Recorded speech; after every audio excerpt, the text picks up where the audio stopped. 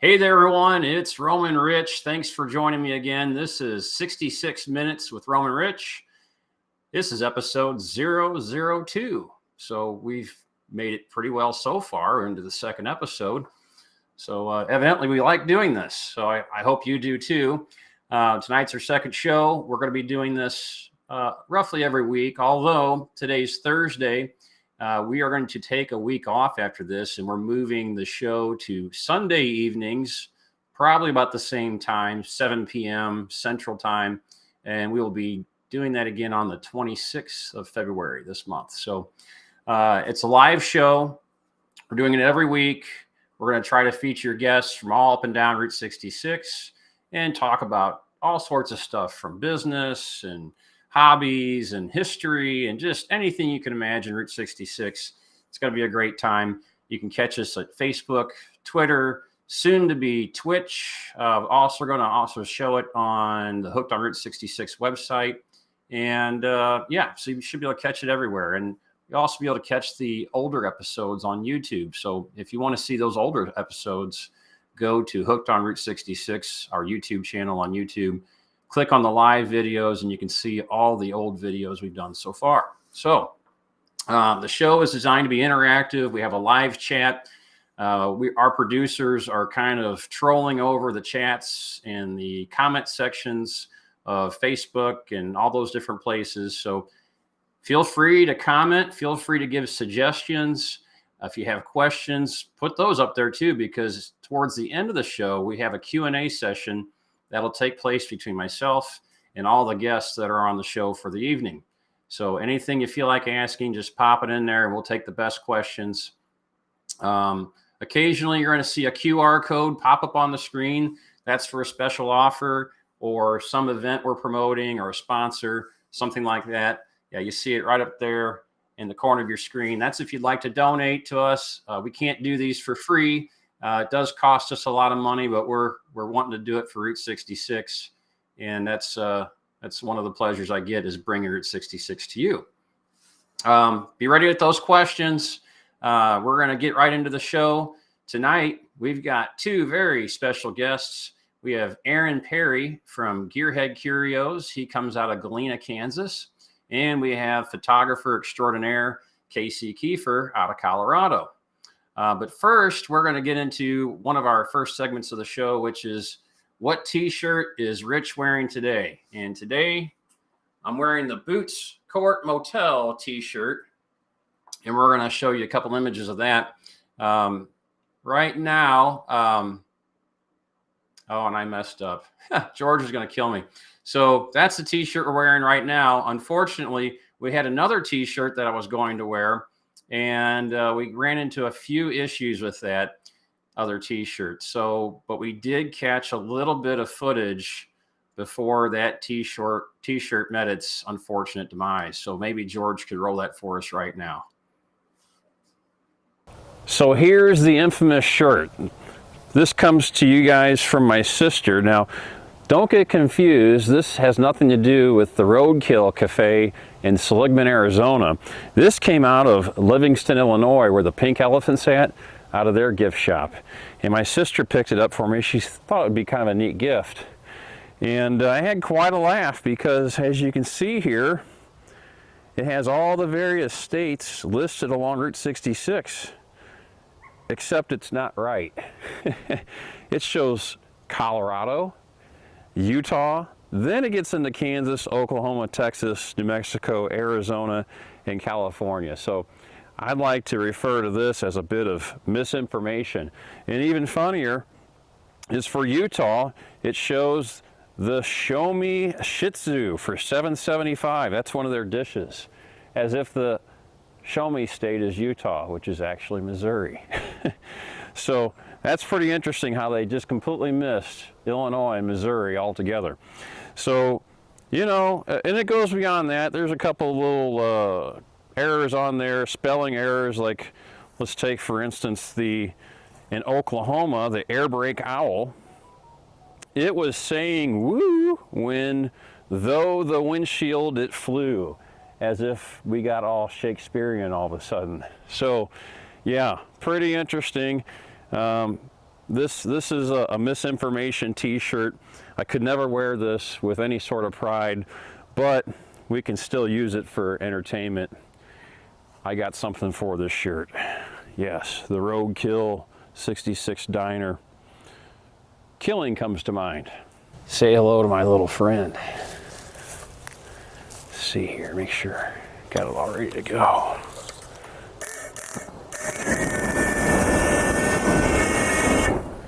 Yeah. Oh, you gotta love that. There's your misinformation. Your Route 66 Roadkill Cafe t-shirt with all the errors. That's what it deserves right there, folks. Better make sure we do a good job here. Yeah. So I just thought of a great new dish for that Roadkill Cafe. We're gonna call it Burned at the Stake. Oh, that's great. What a bunch of fun that was, roasting that shirt. And that came out of Livingston, Illinois. There is no Route 66 diner there, and let's not get it confused with the one in Seligman. They don't sell that shirt. That's just something somebody concocted along the way, and someone grabbed it and put it in their shirt selection for their souvenir shop. And I guess they didn't know any better, but maybe the video will get back to them up there at Livingston, and they'll get rid of those shirts so people aren't running around spreading misinformation about Utah and Colorado having Route 66. But back to this week's shirt, the Boots Court Motel. It's one of my favorite places. It's been undergoing recent renovation for the second time.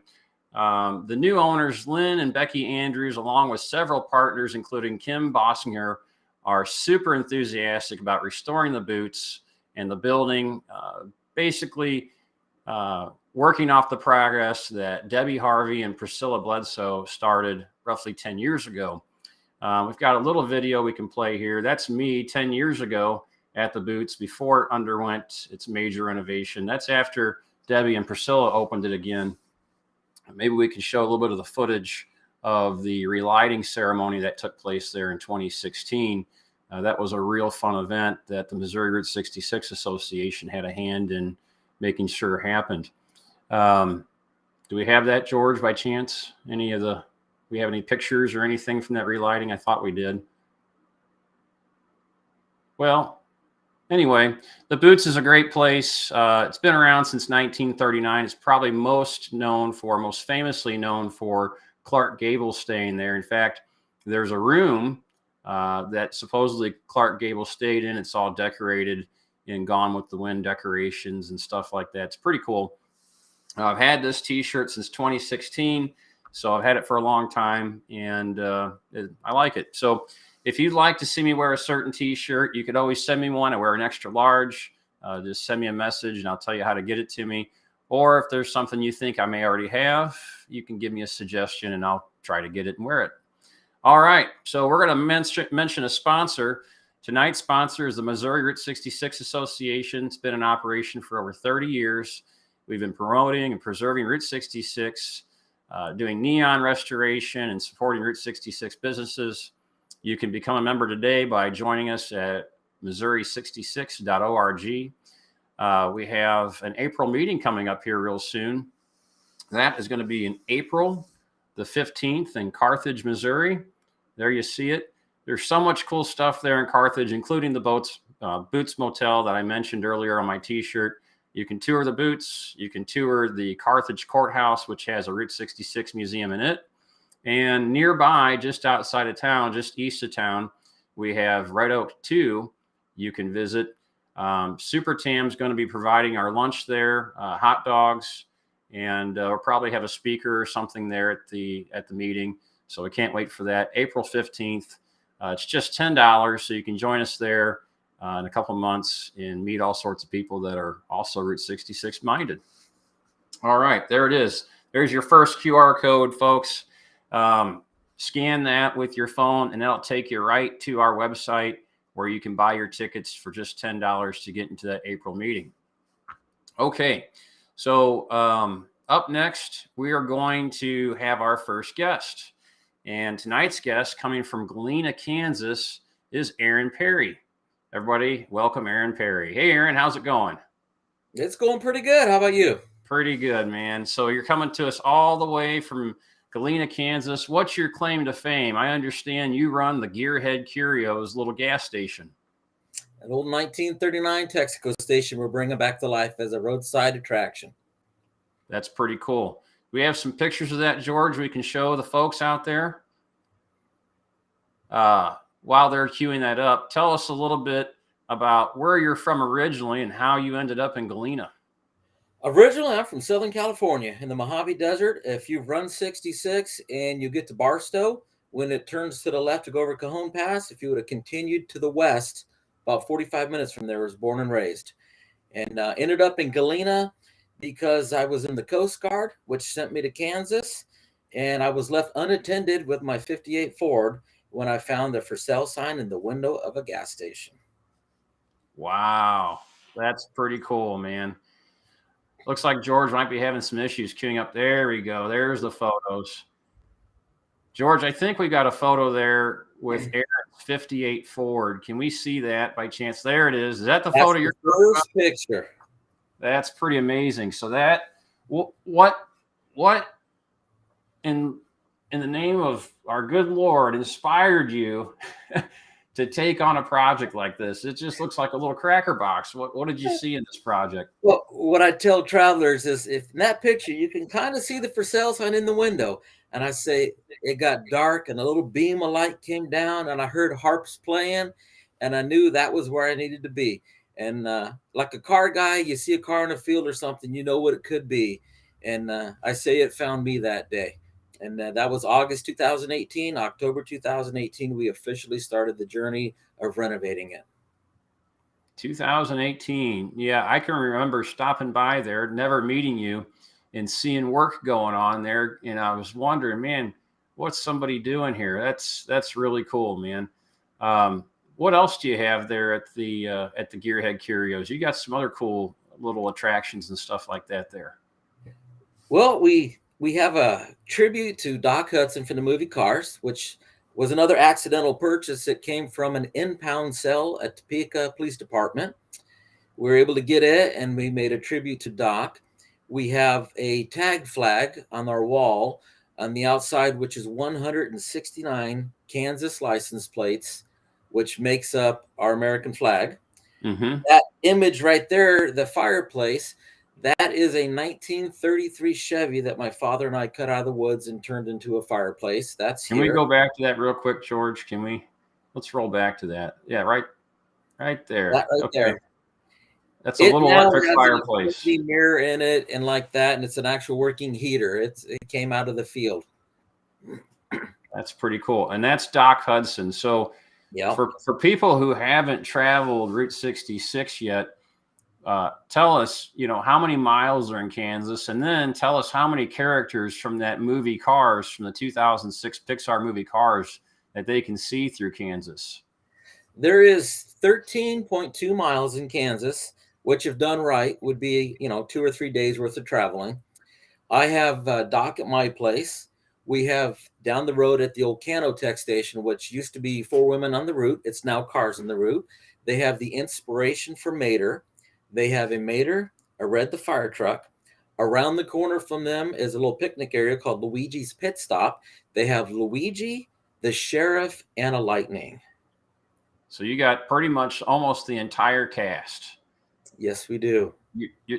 I think you're missing one. You're missing the Porsche. That's probably a bit more expensive to get. Yeah, we're gonna have to get a philanthropist to donate a Porsche. But George, pause on one of these pictures, these old pictures, so folks can see it. Maybe Aaron can explain a little bit of the history. Go back to that last frame, if you would. Okay, so that's what your station looked like. Probably what, late 1940s. The picture has some fat fendered cars in it from the 30s. The station was built in 1939, so I'm guessing probably early 40s. That is the oldest picture we've been able to find, and I use that picture to help figure out when I put my pump island in where it should be. Ah, that's good. That's good. So something else I guess I should ask your wife, does she share your passion for Route 66? Yes and no. Not quite to the depth that I do. I'm a road tripping fool. I could just never go home and just live on the road easily. She's not quite that rambunctious, but she does like to get out and travel with me. Yeah, we see her at the motor tours and stuff. That's pretty cool. George, maybe you could cue up that license plate American flag, and Aaron can tell the folks about that. They might be interested in seeing that license plate flag. We'll just wait a second. He'll get it up here in just a second. There you go. So all right, tell us a little bit about that. Yeah. That's 169 all Kansas license plates. Being, the whopping 13.2 miles, I wanted that all to be Kansas. And it is actually measurement-wise correct for what the flag should be. The lights above it, if you look closely, those are motorcycle helmets that I put LED lights into. You've got the metallic red, a white, and a metallic blue one. And then I mounted them all to the aluminum frame to make it easier to put up. And it kind of gives it a nice border around it. It's a great photo op to put your cars, motorcycles, or stand in front of.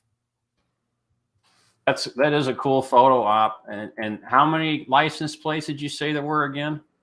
169. 169. How long did it take you to collect those old license plates?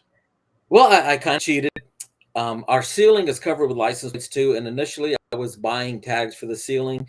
And one of the guys that I was buying them from went through his collection and put that flag together for me. So all I had to do then was mount it to my wall. Okay. Saved a lot of time. Yeah. That's cool. There's probably not another one like it on Route 66, is there? There's one similar, but nothing to the scale that we have. No, I don't believe so. Yeah, it's really cool. I like the motorcycle helmets too. I can remember when my dad used to ride with a glittery looking motorcycle helmet like that from the 1970s. And I used to go out there, sneak out to the garage as a kid and hop on his chopper. He had a raked motorcycle. It was a Honda, 4-cylinder Honda, but it was the coolest thing I thought. And he had it all raked and everything. I put the helmet on and act like I was Evel Knievel or something. But I want to talk about Doc Hudson because you put a lot of work into this car. Where did you find Doc? And tell me about some of the stages he went through before you got him finished up. Well, he was at an impound. Topeka, Kansas Police Department had him. And I went to the sale, and I like the lines. I'm a gearhead. I'm like, this is going to be a cool hot rod.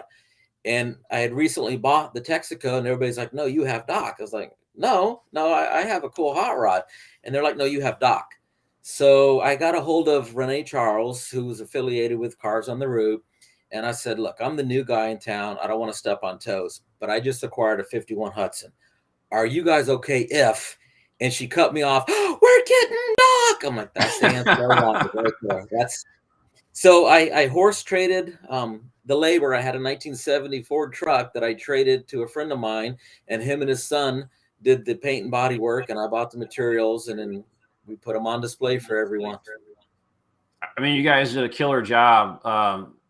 Maybe before we go into the next little segment, we could show some of that video again of Doc Hudson, because he really is amazing. I mean, honestly, the first time I saw Doc Hudson out there in front of your place, I thought it came from Disney. I mean, it truly, like, you guys matched the paint, the persona of the eyeballs and the windshield, and just eyes. Everything.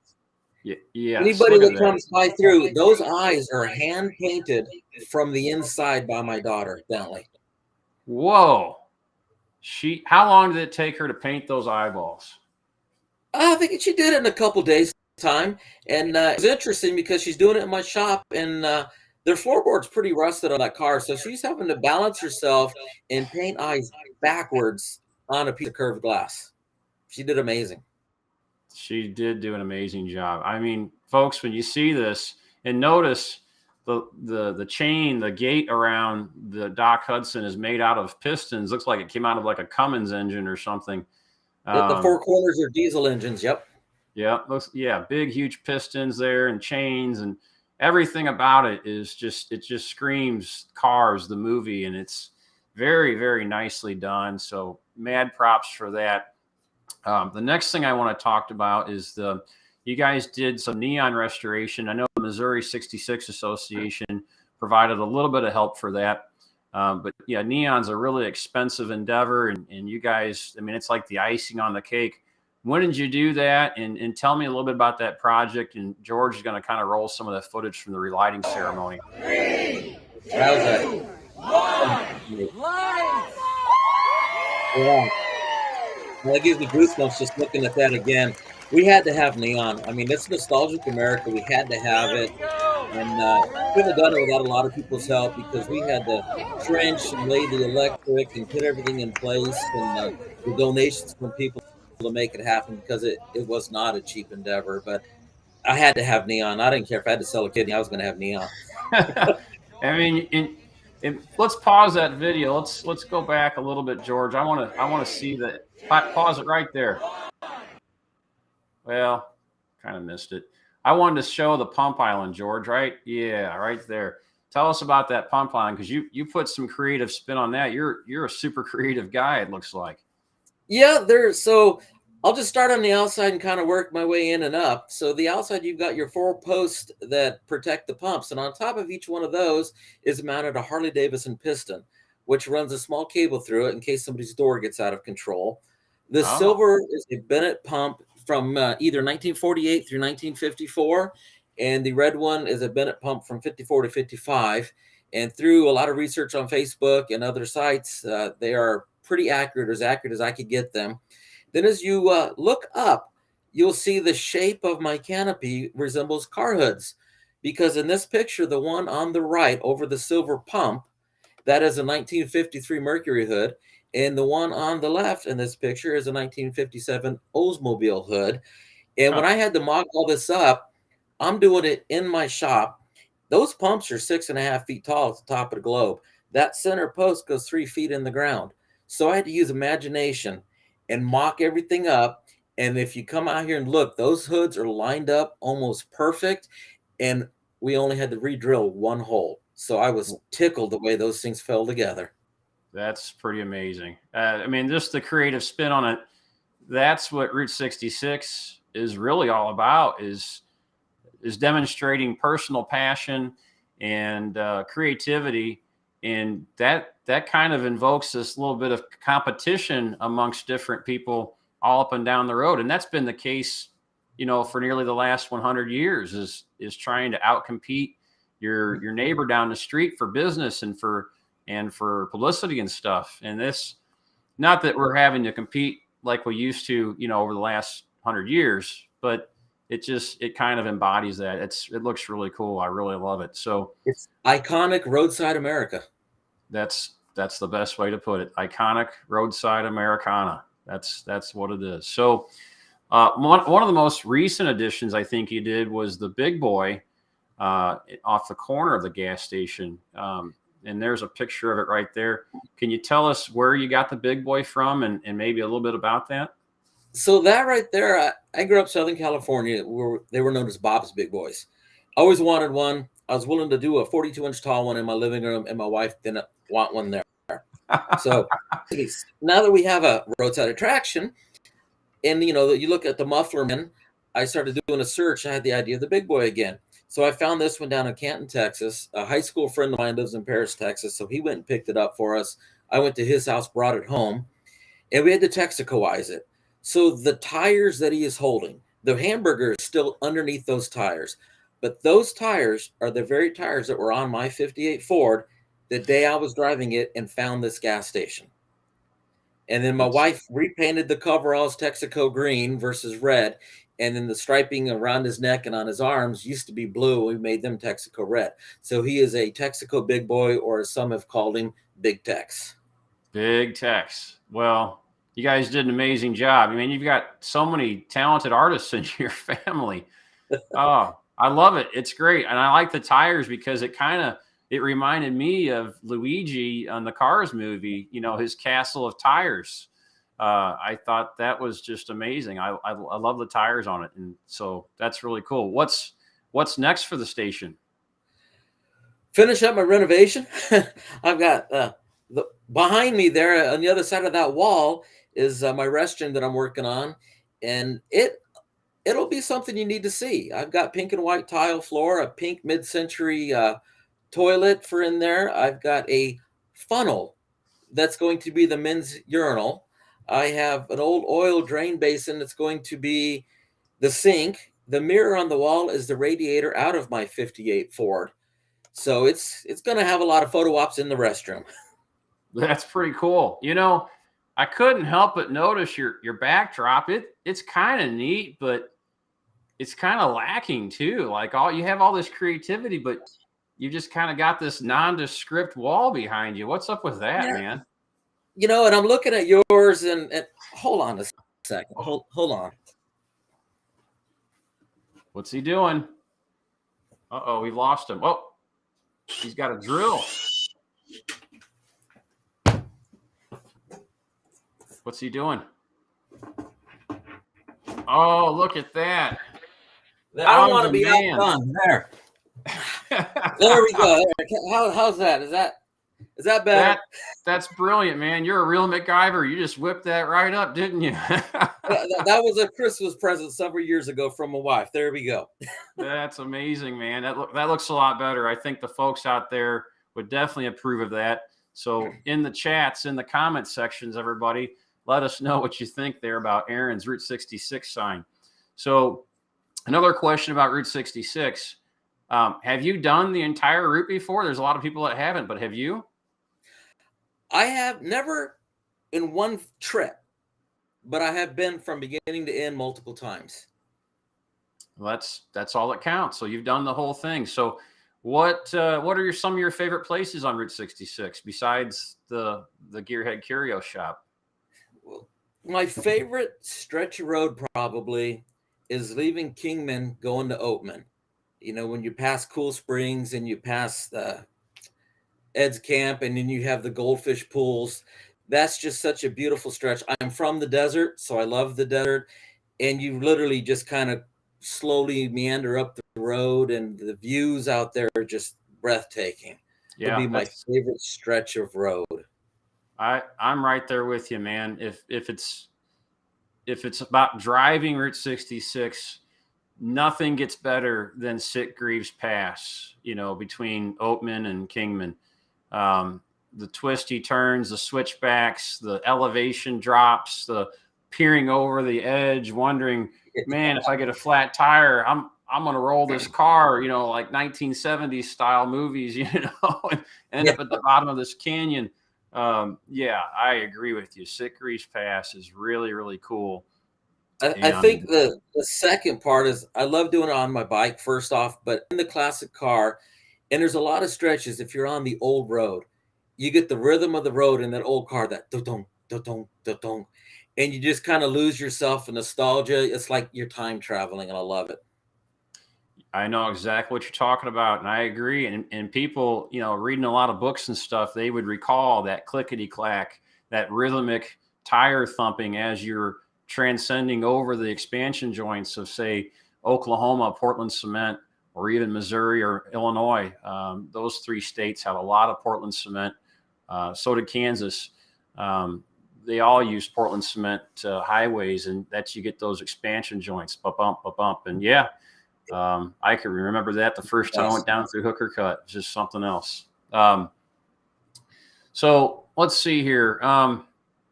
What's on your dream list? And I mean, obviously, probably Gearhead Curios is probably it, but is there anything else that's on your dream list for Route 66? I want to finish my renovation and really make this an iconic spot. With what we have here, if you're a business owner like that, you become a destination. You become part of their nostalgic American dream. It's so cool. I want to still be able to do traveling, you know, the different motor tours and like that, because I want to be out there and not stop running the road. That's for sure. But as far as here, we have a ribbon cutting this year because in theory, I'm going to be done with my renovations. So June 17th, we're going to have a ribbon cutting. And then outside of that, just continue to greet people and make this something special. Well, you're truly amazing, man. I think what you're doing, the contributions to the Route 66 community, it always it always is refreshing to see. And believe me, it's going to inspire a lot of other people to try to do something similar, go out and venture and stake their claim on Route 66, make an investment, show the world their passion. And it's just really amazing what you guys have done there. I can't really thank you enough. I know that you guys took part in our motor tour this last couple of years. And what would you say about our motor tours and stuff? Can you tell anybody some good stuff about that? Maybe try to entice them into joining one of our motor tours? If you have the opportunity, do it. Do it. I mean, I got to meet people face to face that I may have only seen or talked to via Facebook, and sit around and hang out with them, talk to them, get to know them. It's great. And of course, when you've got somebody that's organized it and done a great job, then it takes you off. You're not trying to sit there and look through Jerry's Easy Guide, or your wife's trying to navigate while you're that. Somebody's already mapped it out, planned it out, and you can just really enjoy it. So do it. I couldn't agree more. There's a lot of bonding that takes place during these events and stuff too. You meet people that you maybe see on Facebook, people that you just would never think you'd come across. People come from all over the United States to do these motor tours. They're fun, they're affordable. You have new experiences. We go on cave adventures, and we do bus tours, and we do all sorts of stuff on these things. So yes, if you get a chance, scan that code, join us today, because there's limited room, and we can't wait to see you in September on the motor tour. George, maybe let's queue up his Facebook page, and Aaron can talk a little bit about what kind of things people can expect to get at his store, at his souvenir shop when they come through. We'd just like to hear about the merchandise that you guys put together and have available for the travelers. Well, one of the things I'm trying to do is make sure I listen to when people ask for different things. You know, what do they want? And we have currently 15 different unique T-shirts that you won't find anywhere else. We have lapel pins, keychains that are, again, unique to us that you will not find anywhere else. We sell different books that you will find in other places. We're working on coffee mugs, Christmas ornaments, pint glasses right now. We have pillowcases. Yeah, there's our newest one. We just got those keychains that you're seeing right there. That's our Hudson out there. We just got those this week while I was in Illinois doing Route 66 with my daughter for 4 days.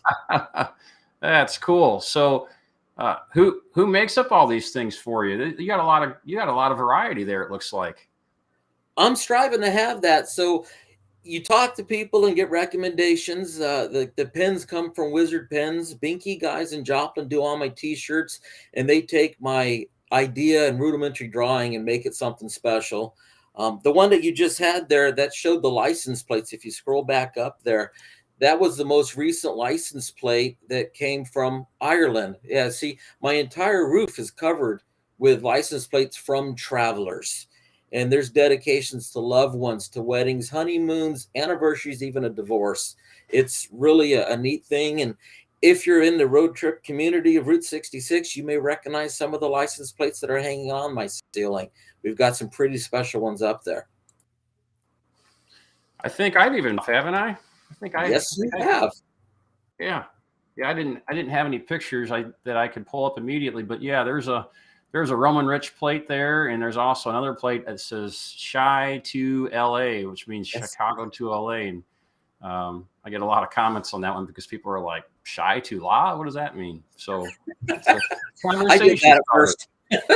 Did you? Well, that's good. It's a conversation starter. It gets people interested about Route 66. So we're going to be moving on here in just a second. George, did you get the files you needed I sent over by chance on OneDrive? Good.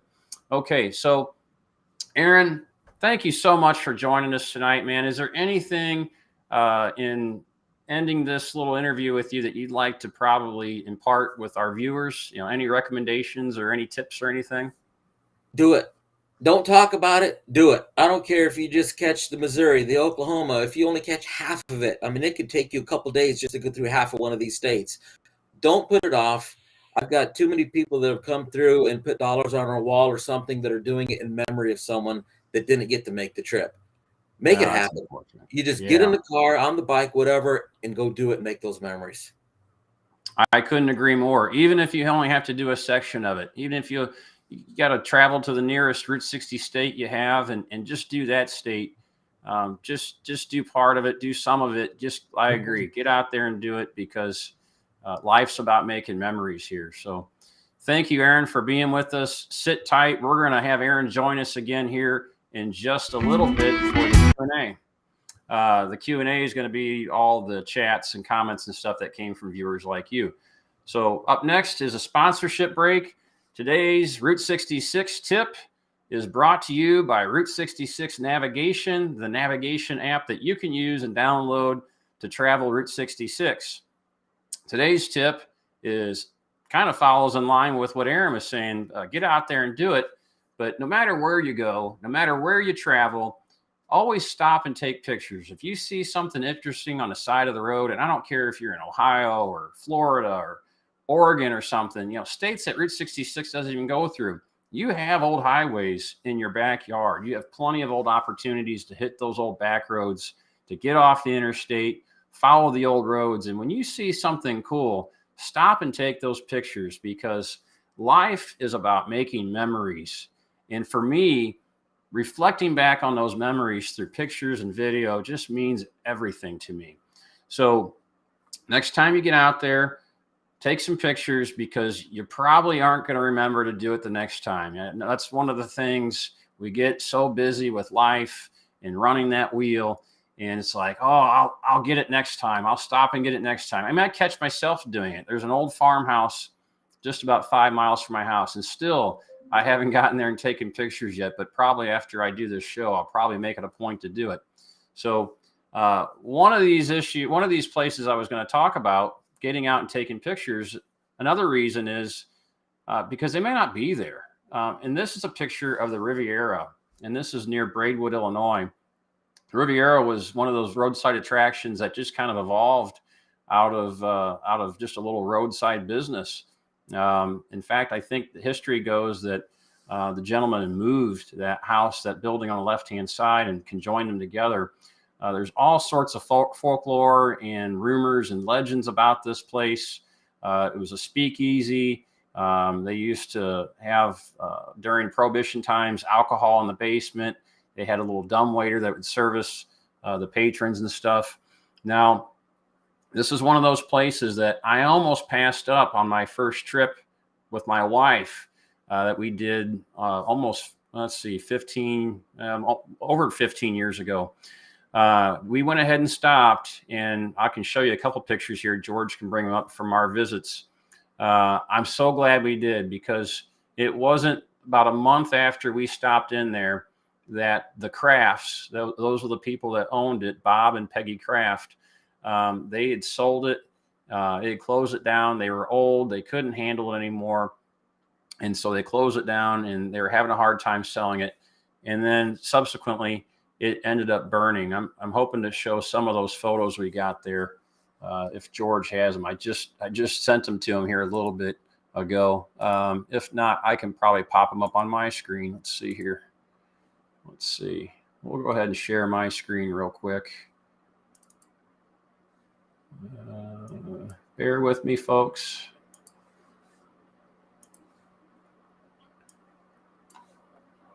Okay. Well, that's not a very good picture. Let's see here. Oh, George, did you find it by chance? I think he did. He did find it. We just happened to pull the same picture at the same time. That's my producer working for us there. So that's the inside of the old Riviera. There was a photo in there. You could see like stalactites hanging down from the ceiling. It was such a neat little place. And supposedly Al Capone used to frequent the location with all of his cronies and stuff. Just a real neat place. So again, stop and take those pictures. Don't delay. There's the outside of the Riviera. If you go to the site today, it's just a little gravel parking lot. There's nothing there. It's very, very unfortunate. It's a real bummer. So, okay. We're going to move into our next segment, which includes our next guest. Our second guest for the night and final guest for the night comes to us from Colorado. His name is Casey Keefer. I've known him for a really long time. He's big into film, big into photo, probably way better than I am at it. And he's here to kind of help celebrate the life of a recently lost roadie, Rosie Ramos, out of California. He's going to talk about Rosie a little bit and then going through a few other things. Thanks for joining us, Casey. Hey, it's great to be here, Rich. Aaron's going to be a tough act to follow there. Congratulations to him.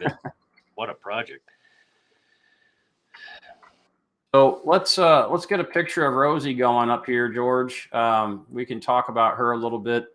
And then Casey, I mean, I'll let you kind of take the show here for a little bit. You can have it and direct us however you want.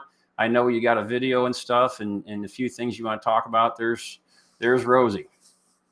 Well, this has been a tough week, a couple weeks actually, and we're getting through it now. I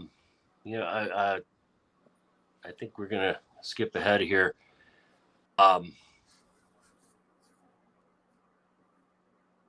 So anyway, Fenders is River Road Resorts in Needles, California, on an old section of Route 66 on the north end of town, and it was the former Lad Motel before it became Fenders, and it's a small motel with only 9 rooms. It's emphasis on an RV park and kind of a unique place. So the funny thing was we found Fenders listed. And Jerry McClanahan is easy, believe it or not. He doesn't do a lot of motel recommendations, but that was in there, and we took a chance and stayed there on one of our trips out to the coast, and we really liked it. It was dog friendly, and my dog got to stay with, and we returned on the way back. We on the return trip we stopped again and stayed there, and so we liked it so much, and we quickly became friends with Rosie. But maybe we could just go to the video and let Rosie introduce herself to everybody. Let me just introduce this video because back in 2013, I probably should back up here to the beginning. And yeah, sure. Yeah, we got plenty of time, Casey. Okay, we're real casual here. Yeah, good. We found Route 66 through books because back in the day there wasn't a lot of stuff online. You might find something here and there, but in national park bookstores, we were shooting landscapes covering a lot of the West, and we were in a national park bookstore, which are really good sources for books back then. I'm sure they still are. And I found this book, believe it or not. This is from Bob Moore. It's from 2004. It was colorful, and what it did, it showed us that the road that we were already driving, because a lot of I-40 and Route 66, they meshed together. So anyway, there just wasn't a lot. I don't know if you remember. You remember Billy Connolly videos, right? Is that the name? Yeah. You remember those? They were. He had some of the first ones, and then I remember seeing you out there too. But anyway, and then we were on our way home from the Big Bend to Texas, the Big Bend National, and we had our first day at a real mom and pop on 66 at the La Loma in Santa Rosa, and owner operator Eddie No Shields. And if you look at he's sort of infamous himself. Next time you watch the Cars Pixar movie, you'll see his credit at the end under New Mexico. And I think Lassiter stayed in his RV park because I think he was traveling that way. And then Tucumcari was next, and boy, then we were off. Like you like to say, we were hooked on Route 66. So that's right. And we're sort of here in the middle in Denver. We've never driven the route like Aaron end to end. We've done half at the most each time we've driven it, and done that quite a bit. But it allows us to devote more time to maybe than trying to cram it all into one trip. But in 2013, we decided we wanted to do something to give back to this road that was so much, and we were starting to realize that the people were such a big part of it. that we created this little video series at the Blue Swallow Motel. Kevin Miller and I started making a couple videos, and he asked me what I was going to do with them. And I really didn't know much about YouTube at the time. And so I created the Genuine Life series, and our host here, Rich Dinkla, is in that series. He was one of the first ones, and he does a great job. You should look it up. But there's 49 of them, I think, now on YouTube. They're still there. They're going to be there forever. That's what we love about it. They, we've lost a few people that are in the series, and I suppose that's a good segue into our good friend Rosie Ramos, who we lost Sunday night. She's in there too, so maybe we could look at that video and then.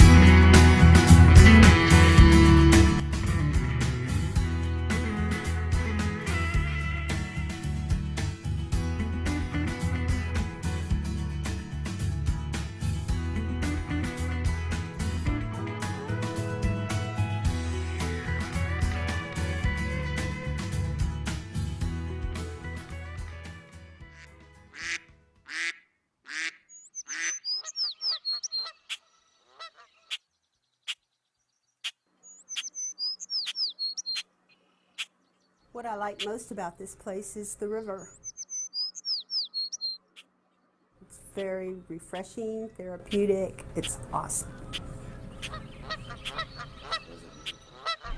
Thank you for calling Fenders River Road Resort. This is Rosie. How can I help you? My name is Rosie Ramos. You're at Fenders River Road Resort on Route 66 in Needles, California, USA. What I really like about this place is the people. All the people I've met here, the people that come through for 1 night, 1 week, 6 months, the snowbirds, the Europeans, everyone from around the world is awesome. The people are great. I really enjoy meeting the Route 66 travelers the best because they all have a story. They all tell me where they're going, where they've been. So we have 9 standard motel rooms, we have 1 suite, and we have 30 RV sites available. Because we're such a small property, we're able to enjoy our visitors more, spend more time with them, share birthdays, anniversaries, any events. We always try to make it special for them. We also share our holidays with all our guests. We do have a really family feel environment here. We treat everyone as though they're family. We want them to leave smiling, wanting to come back, reserving for their next trip. So we go above and beyond to make everybody feel at home. This was the former Lad Motel sign, and through time it's changed, but we are in the process of getting it working again and restoring the neon. So neon is a big part of Route 66 and businesses along Route 66, and we'd really like to get our neon lit again.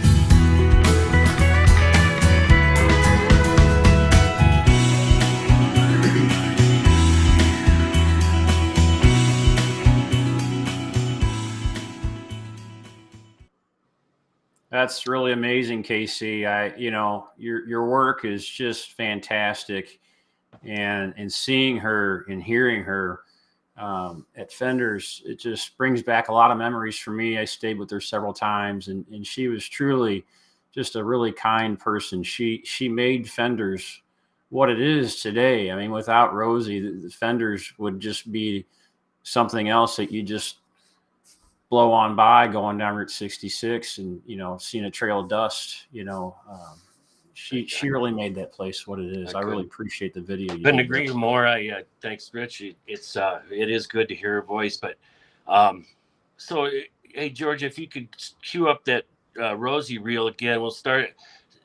I want to see. There's a picture in there, the slides that Rosie, she showed up at Fenders in 2009, and there's a picture of her on her first day of work. I think it's really worth noting. But she's excited, hands in the air. But right away, she started cleaning the place up. I mean, it was a little rough around the edges, and she started kicking out trouble, and she cleaned the place up. She really became the friendly face of Fenders, and she grew to love the job, and it was there she is on her first There it day, is. no Yeah. 09, and she just loved the 66 trailers. That's Rosie and her son Daniel, who she's just loves so much. Daniel was there from Hawaii. There she is as a photographer for her Tejano friends, and there's Daniel again. She and there's another. There's one of her grandson Mason. That was her life. And here's some of the great ladies that were really close to Rosie. So it's come to our attention that here in a couple of days, I think tomorrow, I believe it is, there's a candlelight vigil. I think is do you know anything about that? I don't know a lot, except that it's very informal, and it's mostly everyone's welcome, of course, but it's mostly for the folks at the resort, the regular people that hang out there. And but the things that made it so special is she was really giving, and she talks about how birthdays and holidays, and we did some Christmases there that you wouldn't believe, 30 and 40 people. I myself cooked a couple turkeys. One year we were up to 2. We had so many people, and she really knew how to throw down for a holiday and birthdays and everything. And you saw a picture of the picnic set up there at the RV site. That was our good friend Greg Gazik. You probably know Greg, and He's from Missouri. Greg. Yeah, he's a Missouri native, and he runs up and down the route. He's a supplier of souvenirs and that type of thing. But that guy can throw down too, man. We had some good times at his our RV spot. But she had a really easy time making friends. It was easy to be friends with her, and but anyway, she left last summer after 13 years. She was diagnosed with cancer, and she was given a clean bill of health, and just recently, this month, had a relapse. It was a shock to everyone, and she left on Sunday afternoon rather quickly, and it was kind of a surprise to most people. But boy, she's going to be missed, and she was loved. Yeah, most certainly. So many people like this really make our Route 66 community what it is. And, it's sad. You mentioned within your videos, you had, already lost a couple of the people you interviewed, and she's one of them. And it's sad to see them go. But it's kind of part of the evolution, and that's why we encourage people to get involved in Route 66. It's probably, we know it's the most famous highway in the world, but it runs much deeper than that. It's a community that stretches over 2,400 miles, and you just can't wait to get out there and see these people. It's just a beautiful thing. Getting out there and seeing these people and meeting them, and so it's just really cool, and it's nice to make friends like this, but it's a bummer to lose them too. Yeah, absolutely. Rich, if she was sitting right here next to me, she would poke me and say, "Quit talking about me and talk about that sign." That was something that was real important to her, and for years, we looked at that sign, and believe it or not, the only thing that would work on it was the no from vacancy and the tell from tell. So we truly had the no tell motel in neon, and it was funny, but it also bothered us. And so, we decided to to do something about it. It didn't seem like it would be a big project. I mean, it didn't seem very intimidating. You know, it's not a huge sign. It's not the Blue Swallow or something like that. And I was good friends with Kevin Miller, and I made a lot of the videos with him. Kevin Miller at the Blue Swallow Motel in Tucumcari, and I got to talking to him one day in the garage, and we decided that we could go out there. He had recently acquired a bucket truck, and we were going to run out there and just do new glass and maybe some wiring and just do an on-site rehab, resto, whatever you want to call it. And so I raced out there and did an exploratory. It was my first time actually up there. Now I'm pulling panels and sticking a flashlight in there, and man, what a shock. We found out not just, you know, how bad it was on the inside, but we got a closer look at the outside. And so we went with plan B, and that was going to be a full removal and a restoration. We announced on one of Jim Hinckley's. So there's the original sign, and in its condition, you can see the bottoms nearly rotted. It's pretty rough. It's totally rotted out there at the bottom. It's probably paper thin. Yes, and I was worried that the ladder was even putting pressure on. I was worried I was going to cause damage that I'd have to live with for a while. But anyway, that, you know, we quickly announced that Jim Hinckley showed up, and we did. There's the lad, of course, that she mentions in the video. And notice the roof line was originally all flat roof with neon around it. That was something that we thought about. Here we are pulling the sign. Hold that image for a minute, because if you look down in the right corner, there's John Fender running the crane. There actually is a John Fender, and I want to say something about him later. But we took the sign down. We strapped it up to the trailer with Delvin Harbor, who's involved in the California Route 66 Association, and he was a big help. He was there on site. But you know, using the little bit of knowledge that I gained from hanging around Kevin, because he became a hands-on expert with neon when he acquired the Blue Swallow. As you can imagine, it didn't take long, a few years, and he did a lot there. And there's a lot. Did. Yeah. So we announced on Jim Hinckley's show, there's Delvin Harbor from California. We announced on Jim Hinckley's podcast that we were going to do this. He kind of pushed us. We didn't feel like we were ready to make an announcement, but all of a sudden the world knew, and we were ready to go. And so off we were. And I spoke with a sign company up in Kingman, and then I met this guy, and I met him through Scott Dutton, and people might know Scott Dutton from Dutton Motors, who's there on 66 in Kingman as a vintage car dealership. And I stopped and talked to Scott. I told him what I was going to do. And he grabs his phone out of his pocket and calls Matt. He says, "You need to know Matt down the street." And he's pointing down the street, down 66. And hold that one for a minute, George. So Matt, so I go down and see Matt, Nancy and I, and in 30 minutes later, we had our guy, because he was just so excited about doing it. And I'll never forget, he came up to my door as I'm leaving after we were just talking about it. And he says, "Casey, I love to fix these old neon signs." And I mean, I just about lost it. It was so good. It looks amazing.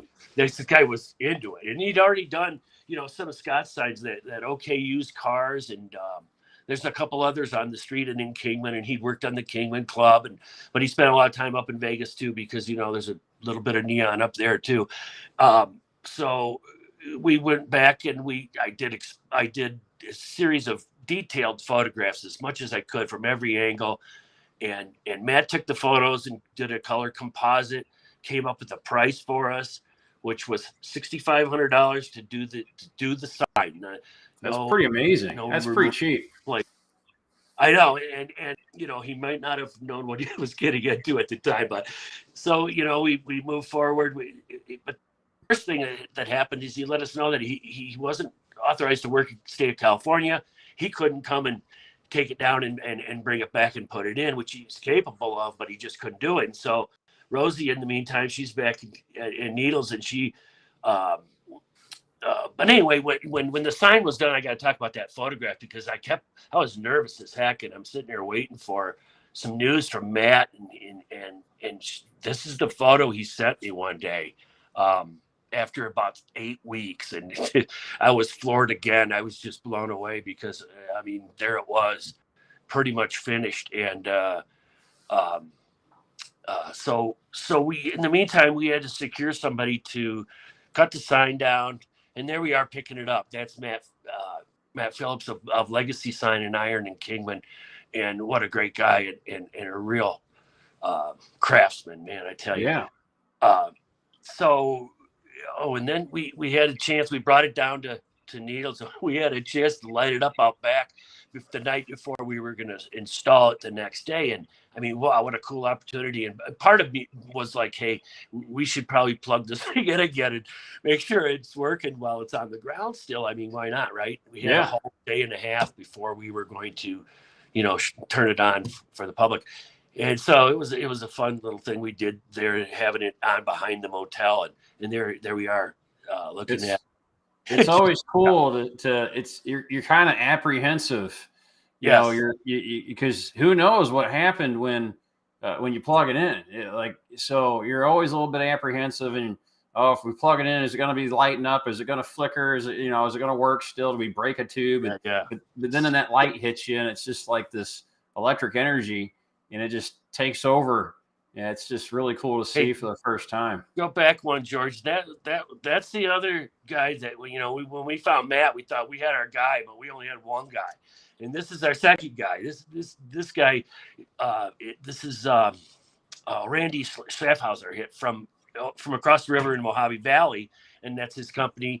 And he had the bucket truck, and he had the knowledge. And Rosie knew him, and she just called him one day and asked him if he was interested, and he jumped in with both feet and worked for us. Went way above and beyond. In fact, he came back during the in between part and painted our pole and added 3 feet, which was a whole nother story I'd love to share, but we'll do that next time. But sure, yeah. So now we had our second guy, and then now here's where John comes in, because John Fender had a crane truck, and we knew he had a crane truck, but it was kind of not in the best operating condition and leaking hydraulic fluid all over the pavement. But he came and ran the crane for us. But here's what I wanted to say about John. A lot of people might say, why didn't John pay for his own sign restoration? And Rich, with these old motels, there's always so much. There's a priority list. There's a priority list, right? And you can't always pitching him a sign redo was not going to probably go over with him. He did in the end put in $1,500, so he did a lot for us. There's our lighting party. We had a small get together, and he was thrilled. He came in with he didn't spend a lot of time at the resort. He had a lot going on. He's got a couple businesses out on the coast, and he has a house in Needles, but he's not a hands-on guy. That's why Rosie was truly the face of Fenders, and even though she worked for John. And so there we are. The last slide, by the way, that Rick was another reason why Fenders was so tidy and so taken care of. I mean, it may not look like it when you're out in the desert like that, but without Rick, that place wouldn't have. There he is. He's tethering because, man, it's about 11 in the morning, and you can almost see from the tree that the wind is picking up. And boy, oh boy, they almost killed the day, which would have meant we, just the waiting game. But pulled it off, and Randy hooked it up and did such a great job. And we can't, well, can't him enough. It looks great. We're all proud of it. And you mentioned raising funds. I think it's I think people really out there enjoy contributing to these fundraisers that we do. And I'm in the middle of a couple of them right now. We're doing a relighting in Veneta, Oklahoma in next month. It's just a month away almost, March 25th for the Highway Cafe. And I'm working on the Web City Florist sign and many others. But I want to get back to Rosie here. She was instrumental in getting Route 66 interested in this place. There is a GoFundMe page for those of you who are interested in contributing that you can find. We've kind of pulled it up right there. You could probably just do a search for it under GoFundMe and help contribute to the family's needs for the her separation from us and everything. So all those funeral expenses and things like that. So please contribute to that.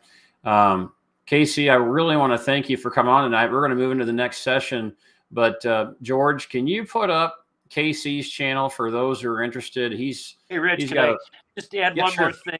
Just one more thing that, Fenders is not going anywhere. They're still there.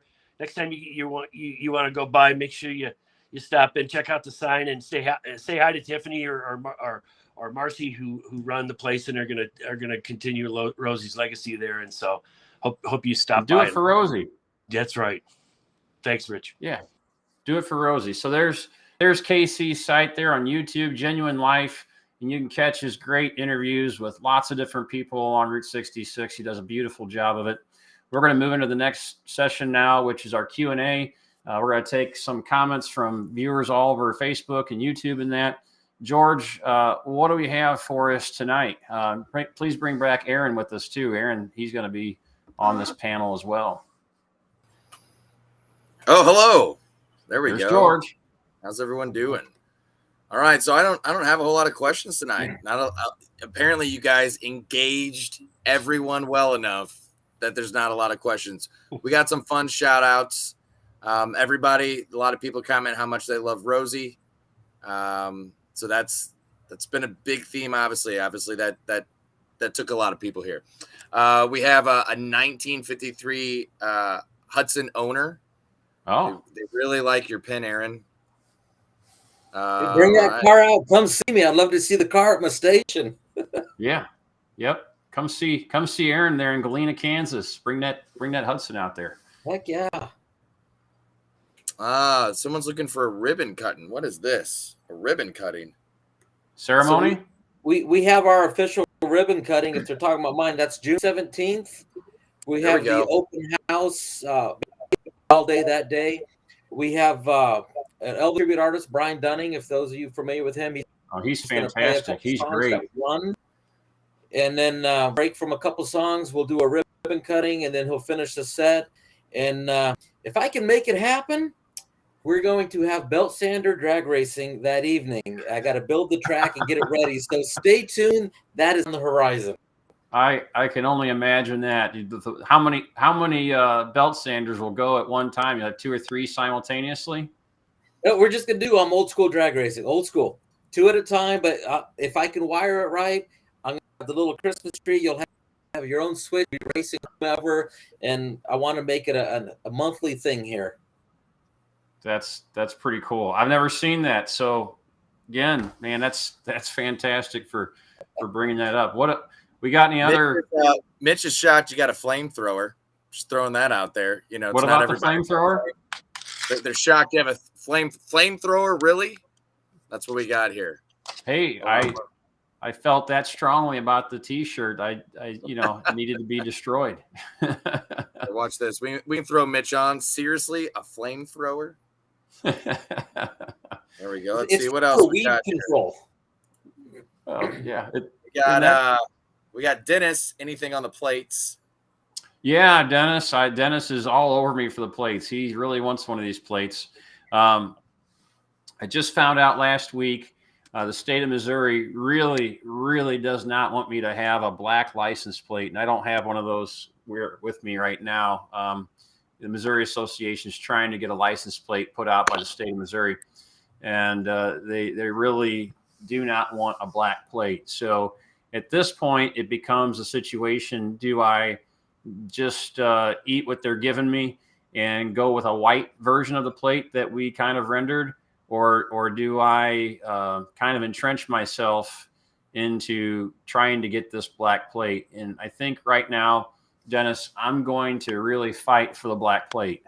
So I've got several people working on that with the Route 66 Centennial Commission for the state of Missouri.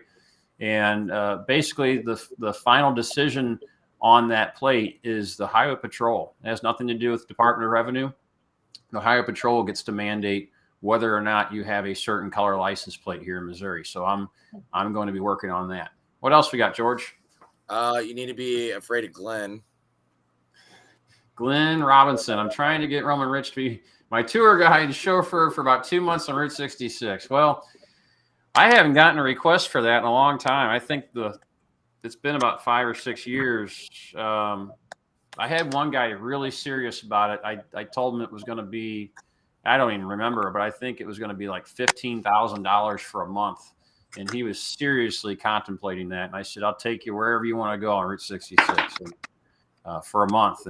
But no, I got too many projects going. I can't even get out on 66 myself as much as I wanted to. That's why we're doing the show.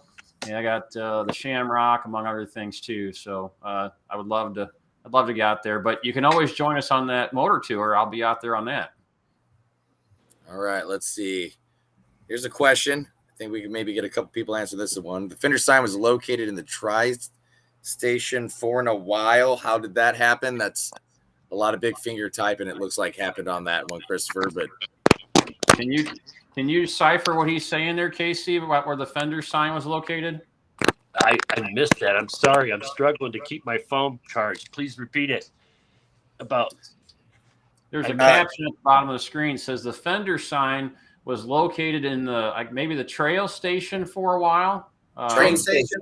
Train station. That's train station. No, he said that was actually no. He's thinking of the LeBron Motel. That was one that ended up in the El Garces for a few weeks, and that was never the sign. The LeBron is now owned by a friend of mine, Scott Sheehan. He'll be on a show here soon. Yep, that's the one. That's the LeBron neon sign. He'll be a great guest. I ran into him down at Tucumcari a couple months ago, and man, he know how to travel, huh? Yeah, he travels a lot. Him and Chelsea, and he's a big time historian right now. He's trying to retrace Jack Rittenhouse's book and find all the little places mentioned in the book, and he's really good at it. But when we have him on, Christopher, we will definitely bring you a picture of that sign because he did some work on it. I'm pretty sure he got the LeBron relit, and so you'll be happy to see that. But right now it resides in Michigan. Anybody else? We got one more question here. We'll sure. go with this. This one might be a heavy-handed one. Does anyone know the plans for the Munger Moss? I'm trying to eliminate dead silence here, but all I can tell you is that I'm working on it. I've been working on it for the last 48 hours. I'm surprised that I don't have bags under my eyes as a result, but I can't say anything really publicly other than I'm working on it. And just send your prayers, hope for the best, send us a lot of positive energy for the Munger Moss, and especially for Ramona Lehman, because it's really up to her. She spent 51 years running that motel, and it's very special to her. And whatever she decides, I'm 100% behind her, whatever she wants to do with that motel. So, but we're working on it, and I really trust that no matter what, something good will happen. So thanks for asking there, Gerard. All right. Well, you guys want to do one more? Yeah, I'm good. There we go. Aaron, what's the situation with the Little Free Diner in Kansas? Has anyone claimed it? Before I answer that, somebody that asked about the neon lighting, that's in Veneta at the Highway Cafe on March 25th. I don't remember the time, but it's going to be dark. So I know I've got my room already reserved, and you need to get your rooms if you're going to go down there to it. Now, as far as the little diner, I have reached out the day that it went viral on the internet to the owner, talked to the owner. It went viral, and she said it was overwhelmed and was supposed to be scheduling times for people to come look at it, because I'm fool and redneck enough that I have a rollback tow truck. I would get the thing sectioned into two halves, because that's how it would have came from the factory, and I'd have fit each half on the rollback and back roads all the way back here. Man, I tell you what, Aaron, if you decide you're going to go get that thing, you let me know, and I will come help you. I'll take you up on it. I reached out again. I haven't heard back. I'll probably try to reach out again tomorrow. My guess is that it went so viral that somebody with a big wallet has offered her money and can say, I can have a crew there tomorrow, and here's $20,000 to make sure no one else gets it. I don't know totally that agree. That's my theory. I totally agree, but I'm glad that they put it out there. I'm glad that they weren't so careless with the idea that they just scrapped it, for $50. Cool. Yeah, it's going to pop up someplace in the United States, and we're all going to love it, I'm sure, when it does. Yep. Anybody All right. else, George? That's going to end it for the chats for the most part. I think we got most things. Everybody, thank you all for commenting. Remember, next time, get your questions in. We're watching them. We'll try to get them all answered if we can, if we have time. So I think that's it for our chats. Well, yeah. So I just want to say thanks to Aaron and Casey for taking some time out tonight to join us and to join the Route 66 community here on 66 Minutes. Thanks, guys. As always, go your own way, and I hope to have you guys on the channel again. We're going to be closing down here for a second, but I want to remind everybody that there's going to be a time and date change. We're not going to be doing Thursdays anymore. We're going to be moving to Sundays starting on the 26th. We're skipping this weekend. Our next show will be February 26th. We're going to be making some additional improvements. Hopefully be scheduling these on events with little thumbnails and getting us into Twitch and Patreon and things like that. If you would, please consider donating to our channel. You can click on that little QR code up there. Send us $5, send us $10. It all counts. These things cost money. We love doing it, but it's kind of expensive to do. And we're going to keep doing it no matter what. And we can't wait to see you out there. Follow me everywhere that people do their social media stuff. I'll end up on Instagram, Twitter, Facebook, YouTube. I'm all over the place. I'm going to try to expand into other markets again, Twitch and Patreon and some other ones. So please share. That makes a big difference. If you enjoy this, please share it with your friends. Share it to all the different groups. We love seeing it. We love seeing the comments. Send your suggestions our way. I love seeing it. If you have any comments or anything, I like seeing that too. You can always email me at rich@hookedonroute66.com. And I just want to express thank you to Route 66 Navigation, the app for traveling Route 66. They've been very supportive of us in all of our endeavors in Missouri 66 Association. That's about it. I think that's all I have. I'm looking over my script here. I don't see anything else. There is one little place you might not think to follow me that you should consider, and that's on Google Maps. I do a lot of posting and a lot of contributions on Google Maps, and you'll get to see kind of some of my personal life on there if you're interested in that. But I love Google Maps. I love getting out there. You just look up Roman Rich, Hooked on Route 66 on Google Maps, and follow me there, and you'll see all my adventures that happen weekly. So I'm going to be signing off. See you on the 26th, Sunday. As always, I'm Roman Rich. Go your own way.